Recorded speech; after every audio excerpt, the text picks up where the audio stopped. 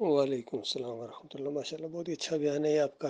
دیکھیے مختصر یہ ایک چھوٹی سی آیت کے اندر اللہ تعالیٰ نے تمام انبیاء کی بعثت کا مقصد، جس کو ہماری جماعت میں اس آیت کو سب سے زیادہ بیان کیا جاتا تھا لوگوں کو سمجھانے کے لیے، وَلَقَدْ بَعَثْنَا فِي كُلِّ أُمَّةٍ رَسُولًا أَنِ اعْبُدُوا اللَّهَ وَاجْتَنِبُوا الطَّاغُوتَ۔ ہر امت کی طرف جو بھی رسول بھیجا گیا ہے وہ صرف یہ کہ اللہ کی بندگی کرو اور طاغوت کا انکار کرو۔ ہر پیغمبر کی بعثت کا یہ مقصد ہے۔ اب انبیاء کی جو قصے پھر بعد میں بیان کیے اللہ تعالیٰ نے، وہ توحید کے قصے ہیں، رد شرک کے قصے ہیں، اللہ کی بندگی کے قصے ہیں۔ اور ظاہر بات ہے انبیاء کو بعض پر اللہ نے فضیلت دی، بعض کو بعض پر فضیلت دی، تو بعض قصے زیادہ بہترین ہیں، بعض قصے توحید کی بہت زبردست وہ بیان کرتے ہیں۔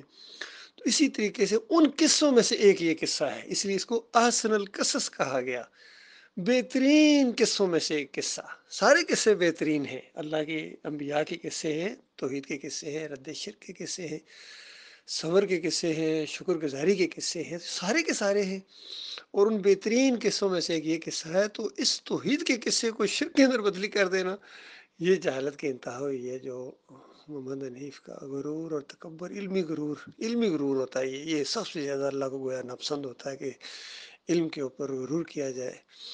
جس طرح اوپر کسی نے تحریر بھیجی ہے کہ یہی ہوتا ہے کہ اپنے علم کو اللہ کی طرف منسوب کرو، اپنے مالک کی دین سمجھو، اور شکر گزاری کرو، اور زیادہ تم اللہ کے بندے بنو۔ جتنا زیادہ آپ کو علم آتا چلا جائے، وہ علم جو انسان کو اللہ کا بندہ بناتا ہے، تو جتنا زیادہ آتا چلے جائے اتنے زیادہ بندے بنتے چلے جاؤ۔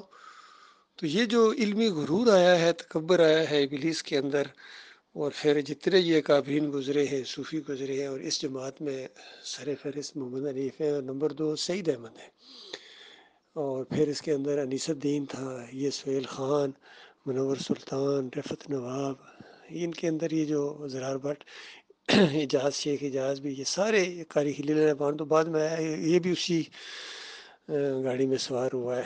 غرور اور تکبر اس کے اندر آیا، اپنے مخرج کا لے ڈوبا، اس کو مخرج سمیت جہنم کی آگ کے اندر جائیں گے سارے، علم سمیت، علم کے پہاڑ۔ ان کو غیر نافع علم ملا گیا، یہ وہ گدھے ہیں جن کے اوپر کتابیں لدی ہوئی ہیں۔ اللہ تعالیٰ ان کے فریب سے انسانیت کو بچائے۔